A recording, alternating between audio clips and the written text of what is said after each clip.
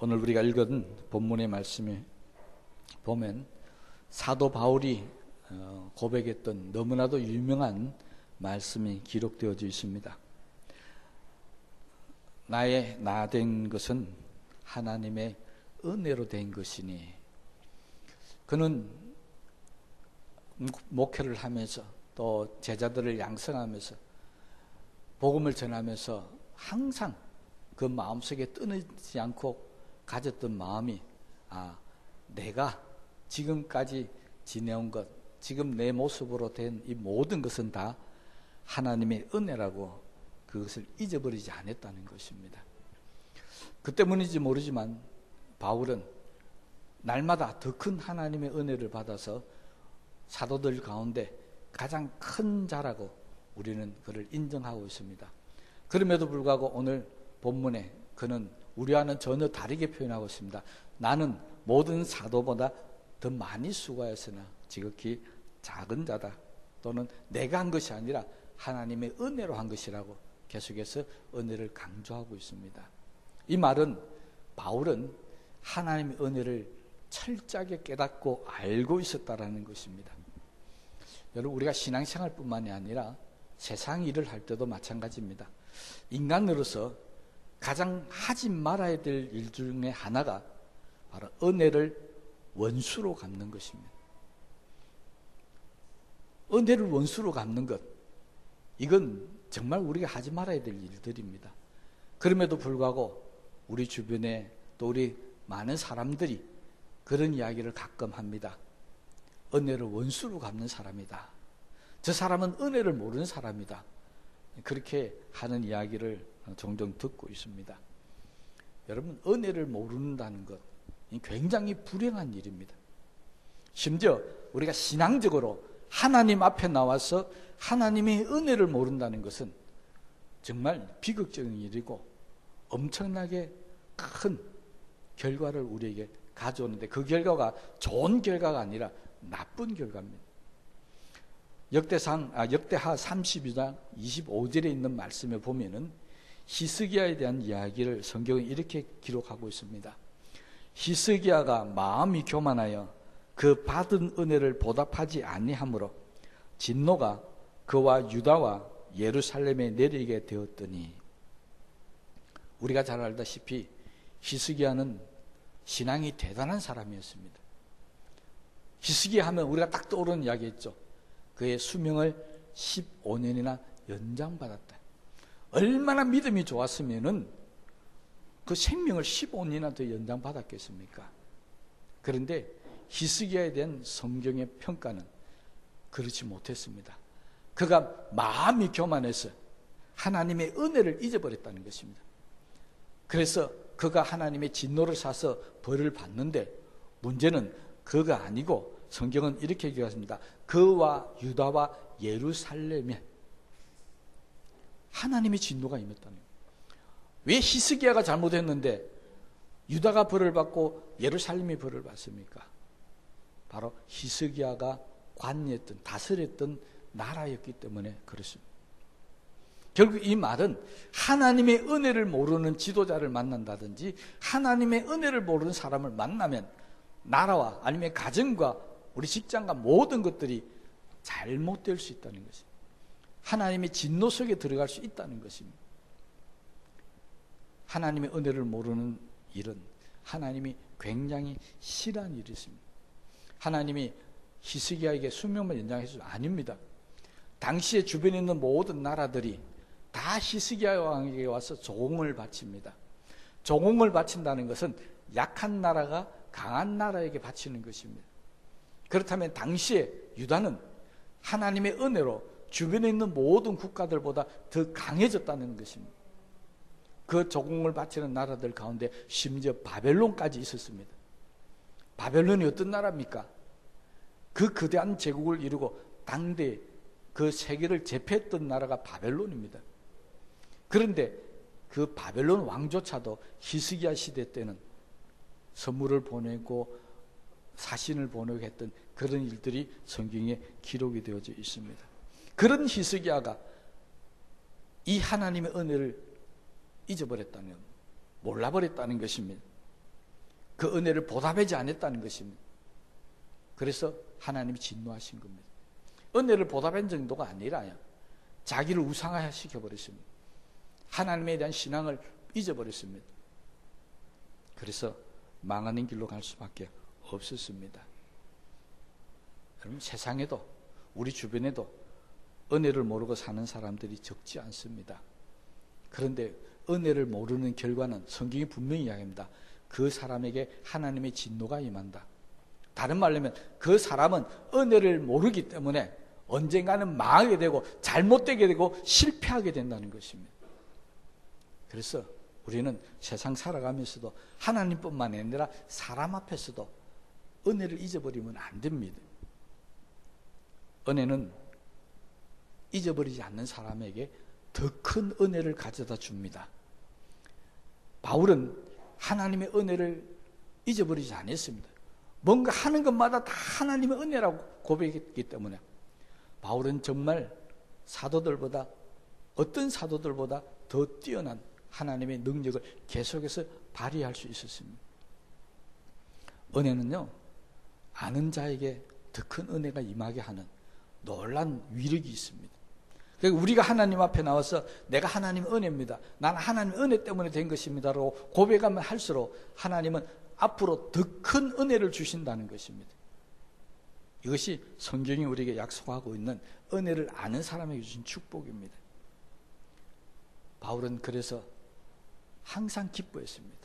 항상 감사했었습니다. 무엇이든지 간에 이것은 하나님의 은혜라고 고백하면서 그는 끊임없이 헌신과 충성을 하나님 앞에 드렸습니다. 그 결과 하나님도 바울에게 끊임없이 하나님의 능력을 부어주었다는 것입니다.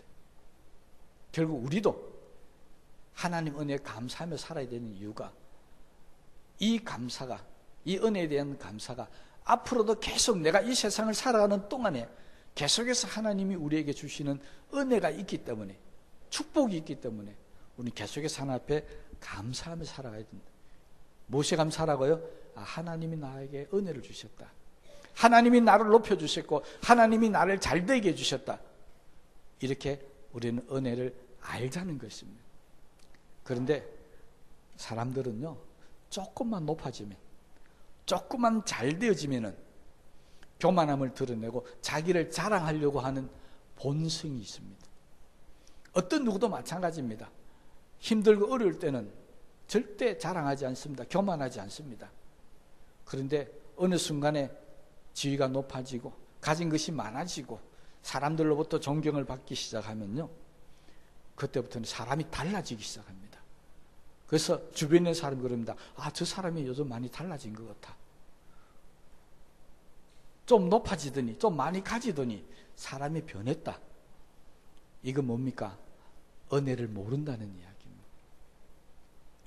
우리 주변에, 아니 저와 여러분들은 절대 그런 사람이 되지 않게 되시기를 주님의 이름으로 당부를 드립니다. 바울은 자신이 받은 하나님의 은혜를 깨닫고 나고 자기를 바라보니까 자기가, 세상 사람들은 자기 보고 큰 자라고 그러고 세상 사람은 자기를 높여주는데 자기가 자기를 쳐다보니까 아니더라는 것입니다. 그래서 그는 사도들 중에 지극히 작은 자라고 그는 고백합니다. 우리는 어떻게 평가했다고요? 사도들 중에 가장 큰 자라고 평가하고 있는데 바울은 자기에게 항상 그렇게 얘기했습니다. 나는 사도들 중에 지극히 작은 자다. 나는 사도라고 칭함을 받을 수 없는 자다. 그렇게 그는 고백을 했습니다. 그뿐입니까? 신앙적으로 그는 나는 죄인 중에 괴수라고 이야기했습니다. 만삭되어 태어나지 못한 자와 같다라고 이야기했습니다. 그 말은 무슨 말입니까? 나는 죄 많은 사람이고 나는 정말 부족함이 많은 사람이다. 그렇게 지금 고백하고 있습니다. 실제적으로 바울이 어떤 사람이었습니까? 바울은 교회를 핍박했던 사람입니다. 예수 믿는 사람들을 잡아 가두고 죽였던 사람들입니다. 그런 사람을 주님이 만나주시고 자기를 세워주시고 교회를 이끌어 나갈 수 있는 사도로 삼아주신 거, 그 얼마나 감사한지 모릅니다. 구원시켜주는 것에도 감사했을 텐데 구원 정도가 아니라 아예 초대교회를 이끌어 나가는 지도자로 삼아주신 거예요. 얼마나 감사한지 모릅니다.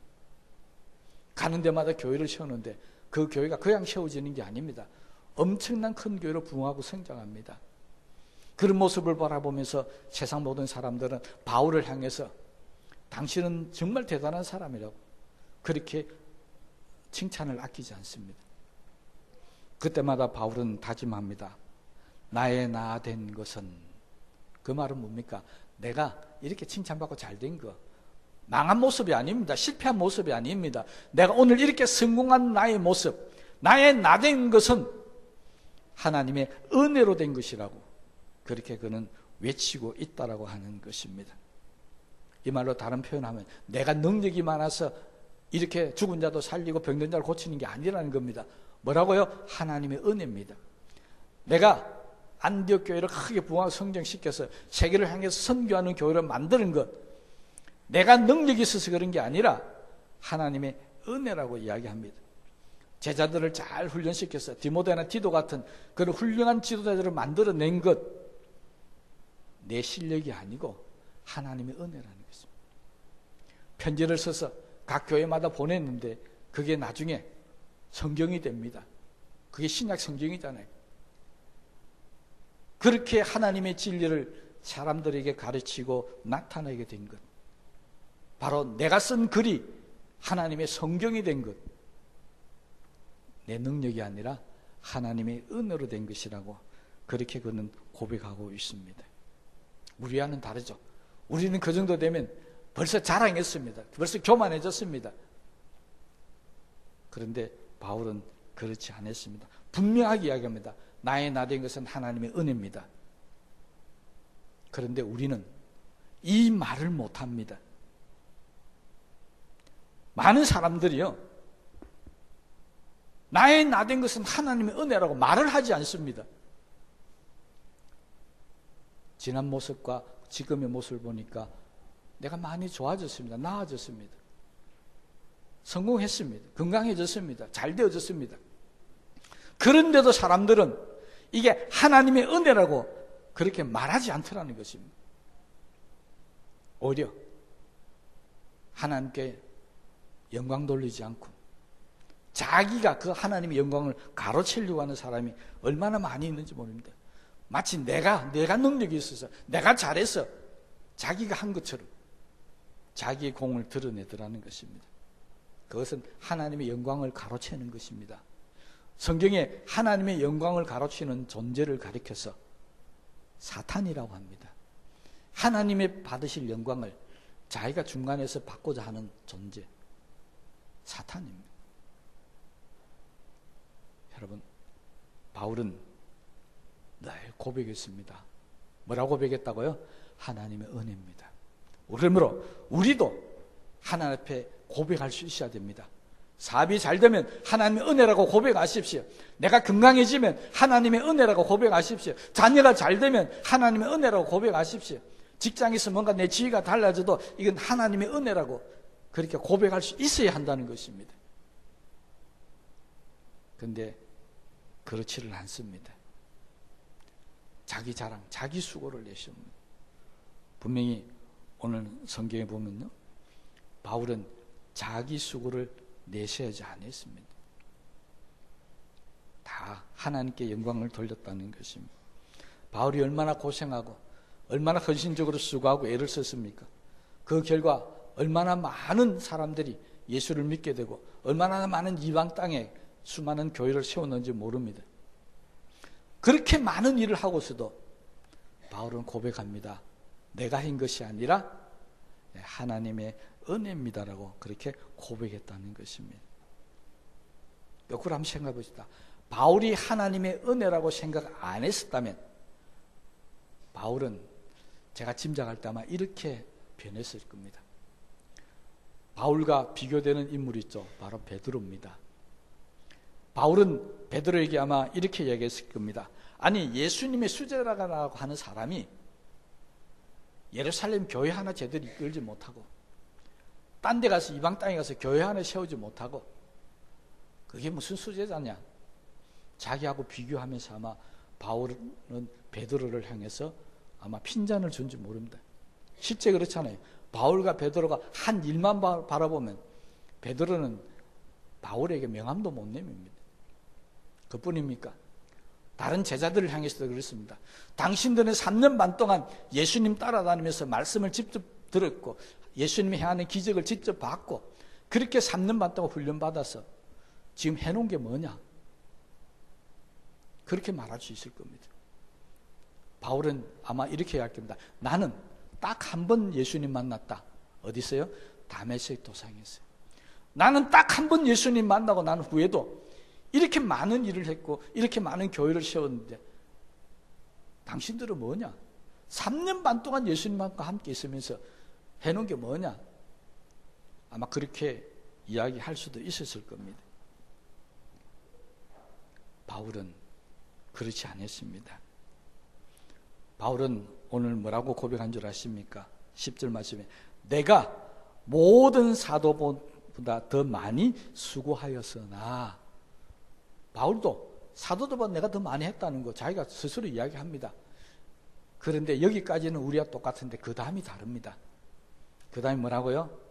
내가 한 것이 아니라 오직 나와 함께 하신 하나님의 은혜로라. 내가 한 게 아니라는 것입니다. 이 고백이 바로 바울은 얼마나 하나님의 은혜를 철저하게 고백하고 아는 사람인가 우리에게 지금 보여주고 있습니다. 여러분, 우리 교회 안에도 수고를 많이 하는 분들이 계십니다. 제가 잘 압니다. 어떤 분들은 기도로 섬김을 수고하고 어떤 분은 교인들을 돌아보고 수고하는 사람들이 참 많습니다. 그런데 우리가 수고하는 사람들이 조심해야 할 게 하나가 있습니다. 그게 뭐냐니까요? 사탄이 자꾸 부추기는 겁니다.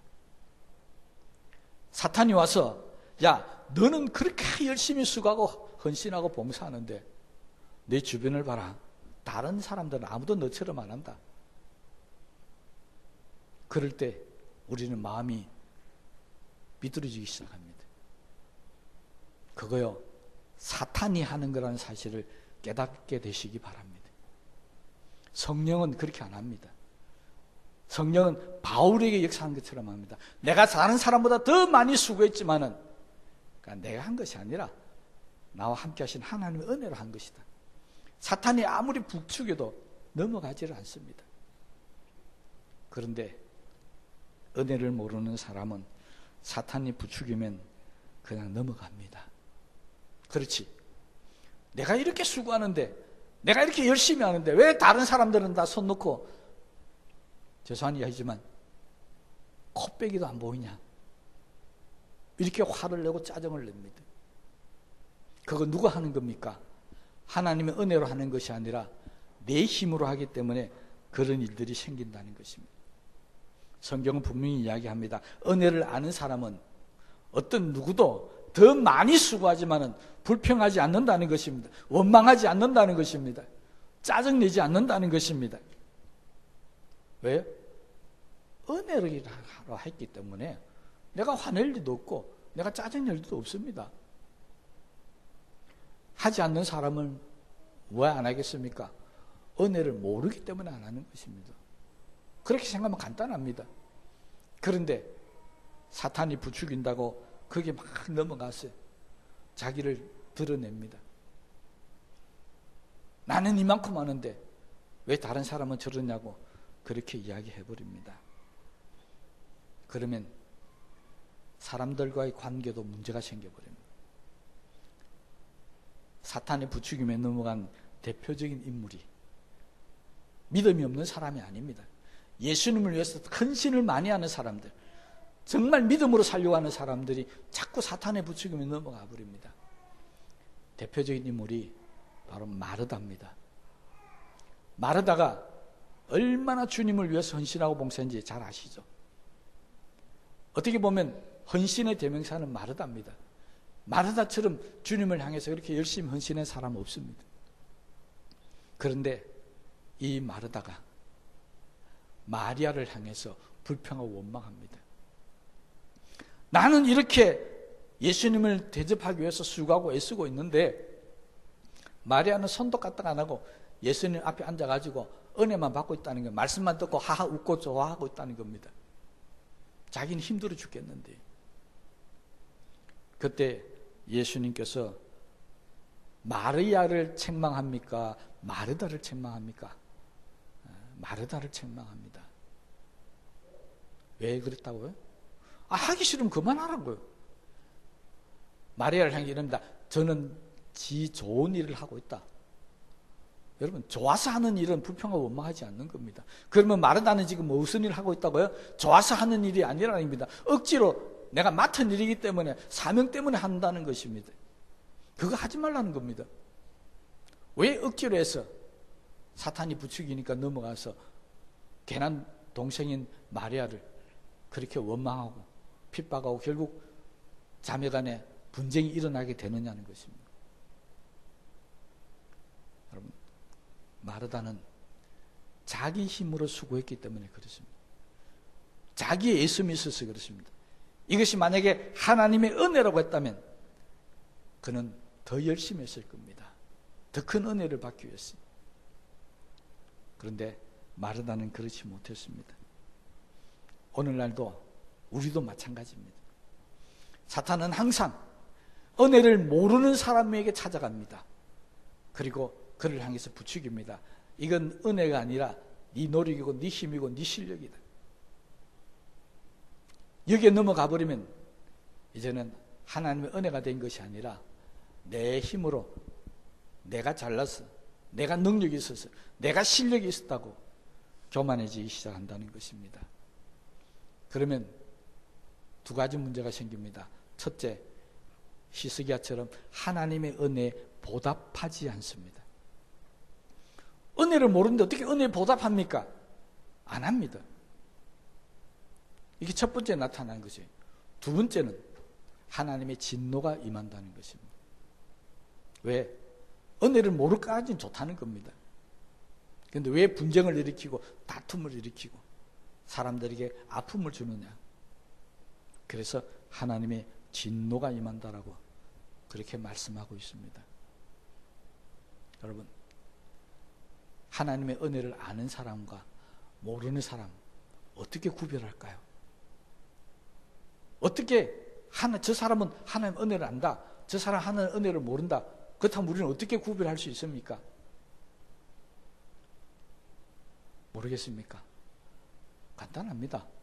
하나님의 은혜를 아는 사람은 항상 이 모든 것이 다 하나님의 은혜입니다 하고 말을 하더라는 것입니다. 그런데 은혜를 모르는 사람은 말을 안 합니다. 말 안 한다는 것은 무슨 이야기입니까? 이게 하나님의 은혜가 아니고 다 내가 잘나서 그렇다. 그래서 말을 안 하는 겁니다. 바울은 계속 말하고 있잖아요. 나 된 것은 하나님의 은혜다. 내가 더 많이 수고했지만은 내가 한 것이 아니라 하나님의 은혜로 된 것이다. 오늘 이 시간 이후부터 우리 모두가 다야 우리 입술에서 하나님의 은혜입니다라고 자꾸 말할 수 있는 사람들이 되시기를 주님의 이름으로 축복합니다. 뭐든지 생기면 하나님의 은혜입니다. 여러분, 은혜는 지난번에 감사에 대한 말씀도 드렸지만 은혜는 넓은 은혜, 의미의 은혜도 있습니다. 잘 되는 것만 은혜가 아니고 잘 안 되는 것도 은혜라고 고백할 수 있어야 한다는 것입니다. 병들어 아픈 것도 하나님의 은혜입니다. 왜 은혜인 줄 아십니까? 고쳐주시기 때문에. 내가 지금 가난하고 힘들게 된 것도 하나님의 은혜입니다. 앞으로 나로 하여금 부욕해 주시기 때문에.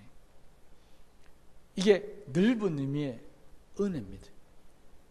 그러니 우리는 아주 좁은 의미에서 잘 될 때만 하나님의 은혜입니다 말씀하지 마시고요. 힘들고 어려울 때도 잘 안 될 때도 이 모든 것이 다 하나님의 은혜입니다. 그렇게 고백하시기 바랍니다. 제가 이 설교 준비하면서 하나 배경이 하나 있습니다. 제가 설교할 때마다 늘 하는 설교 중에 하나가 뭔지 아십니까? 이 말 하면 다 고개 끄덕끄덕 하시겠죠.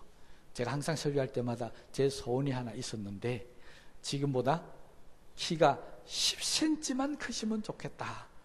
그러시면 참 그런 이야기 많이 했었습니다. 제가 눈이 조금만 더 크시면 좋겠다. 그런 이야기 했습니다. 이 설교하면서 제가 바꿨습니다. 하나님, 제 눈이 조금 작은 것도 하나님의 은혜입니다. 제가 키가 10cm 안 큰 것도 하나님의 은혜입니다. 그러니까 뭐 작으면 어때? 그런 마음이 생기더라니까요. 다 같이 한번 해볼까요? 모든 것이 다 하나님의 은혜입니다. 키 작은 것도 하나님의 은혜입니다. 눈 작은 것도 하나님의 은혜입니다. 돈 없는 것도 하나님의 은혜입니다. 왜 소리가 점점 작아집니까? 이게 하나님의 은혜라고 느낄 수 있어야 우리 믿음이 더욱더 깊어지고 하나님을 기쁘시게 하는 가운데 나아갈 수 있다는 것입니다. 그러므로 오늘 이 시간부터 우리 모두 다 하나님의 은혜를 아는 사람들이 되시기를 주님의 이름으로 부탁을 드립니다. 말씀을 생각하시면서 기도하십시다.